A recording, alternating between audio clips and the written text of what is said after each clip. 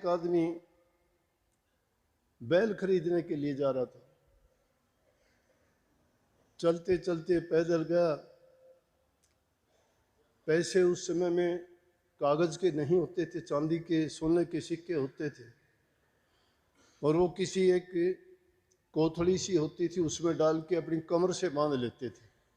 जेब में नहीं आ सकते थे, थैले में रखना उनको मुश्किल था, तो अपनी पीठ पे बांध के चलते थे।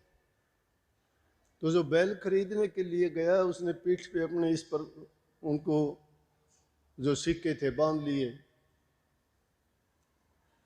चलते चलते काफ़ी देर हो गई। रास्ते में एक किसान हल जोतता हुआ मिल गया। वहाँ उससे पूछने लगा, भाई हुक्का पानी पीना है? हमारे समाज में अतिथि देवो भव की प्रथा है हमारे देश में।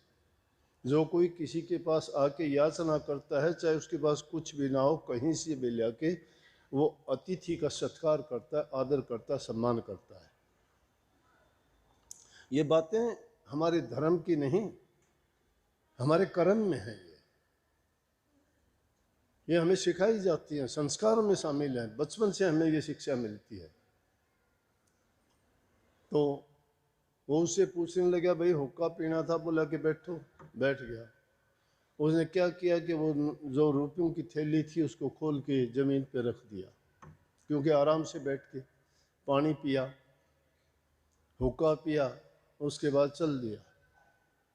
उसको उठाना भूल गया। वो बातों में इतने मस्त हो गए, सारी बातें हुई, कहाँ जा रहे हो, क्यों जा रहे हो, क्या करेगा? कहने लगा, बैल खरीदने के लिए जा रहा हूँ, बूढ़ा बैल हो गया, अब उससे हल चलता नहीं है, अब नया लेके आऊँगा, कोई जवान सा।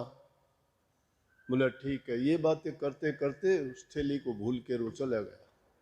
उसको भी ख्याल नहीं रहा। जब उसने देखा कुछ देर के बाद में कि उफ, वो आदमी तो थैली भूल के चला गया। ईमानदारी, सच्चाई, दूसरे की पीड़ा और दर्द को समझना। जब भी कोई घटना होती है, इंसान अपने आप पर लागू करके देखे कि अगर ये हालात तेरे साथ गुजरे तो तेरा क्या हाल होगा। जो इंसान ऐसा नहीं सोचता है वही आदमी गलत कामों में पड़ता है। जो दूसरे की इज्जत करता है, मालिक उसकी इज्जत अपने आप करवा देगा। जो दूसरे की बेइज्जती करना चाहता है, उसकी बेइज्जती अपने आप हो जाएगी, कहने की करने की जरूरत नहीं है। कर्म से कोई बच ही नहीं पाता, लेकिन अपना कर्म सुधारना, बनाना और बिगाड़ना इंसान के खुद के हाथ में है। दूसरे को दोष तब देना चाहिए जब अपना आपा सुधार ले इंसान। ये सत्संग सिखाता है। धर्म में मुश्किल है ये बातें। धर्म आपको पूजा पाठ सिखा देगा, परोपकार के कार्य दूसरे बता देगा, ये उसे धर्म में शामिल है, धर्म कार्य है ये। आध्यात्मिकता नहीं है। आध्यात्मिकता है अपनी रूह को पवित्र करके भक्ति के मार्ग पर चलाना, अंतर की यात्रा करना, उस प्रभु की ओर कदम रखना जो आत्मिक दृष्टि से उन रूहानी दर्जों की ओर बढ़ना है। उसकी मन की कामनाओं को, इच्छा और तृष्णाओं को रोक के उस गुप्त भेद और गुप्त रास्ते से प्राप्त करने का प्रयास जो किया जाता है वो आध्यात्मिकता है। ये धर्म है, ये इंसान के धर्म है। उसकी धर्म की पालना करते हुए उसे सोचा उस इंसान के साथ क्या बीतेगी। अगर कोई बैल ले लिया तो उसकी जो बेइज्जती होगी, वो उसको उठा के भाग गया और 2 या 3 कोस पे जाके उसको मिला। कोस के मतलब मील, किलोमीटर पे उसको मिला, जाके करने लगा, अरे भाई तू ये भूल गया। क्या सोचोगे? उस आदमी बहुत ईमानदार था, बहुत ईमानदार था। उसके मन ने भी उसको कहा कि उसी बेचारे के दे के आ। उसको दे के आ गया। उस आदमी ने भी सोचा, देखो कितना ईमानदार, कितना नेक इंसान, कितना भला आदमी है। आज का टाइम हो तो मेरी समझ में कोई देगा क्या? नेम धर्म उठाने के लिए तैयार हो जाएगा, मंदिरों में चला जाएगा, कोई कसम उठा देगा। अपने हित के लिए इंसान झूठ बोलते हुए देर नहीं करते,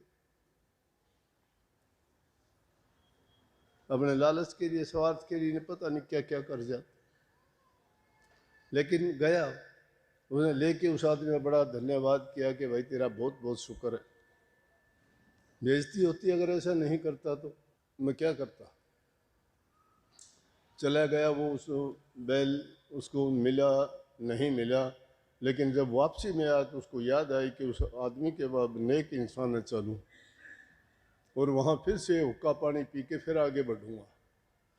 जब वापसी में उस रास्ते पे गया और वहाँ उससे जाके मुलाकात हो गई थी, पहले बैठा, पानी पिया, हुक्का पिया, फिर चलने लगा तो उसके हाथ में एक सुंदर सी छड़ी थी और वो छड़ी वहाँ उसने रख रखी थी। तो उस किसान ने देखा कि ये तो इसकी छड़ी बहुत अच्छी है। जब उसने पड़ी देखी तो उसके ऊपर मिट्टी डाल दी उसने। नीयत खराब होगी उसकी, मन ने उसको, वो छड़ी ने लूट लिया। जिसने वो पैसे लौटा के ईमानदारी का सर्टिफिकेट लिया था, वो उस छड़ी ने सारा का सारा वहीं फाड़ दिया। छड़ी ने उसको मोह लिया। वो कहने लगा यार मेरी छड़ी थी। बोला कि भाई मैंने तो देखी नहीं, और तो कोई आया ही नहीं, तुम और कहीं भूल गया होगा। बोला नहीं, यहाँ रखी थी।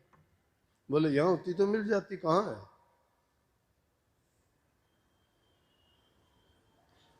देखो जितने इतने पैसे थे उसने तो ईमानदारी थी, और एक छड़ी ने उसको बेईमान बना दिया। तो इस मन का खेल बड़ा टेढ़ा है। ये आदमी को कहाँ से गिरा देता है।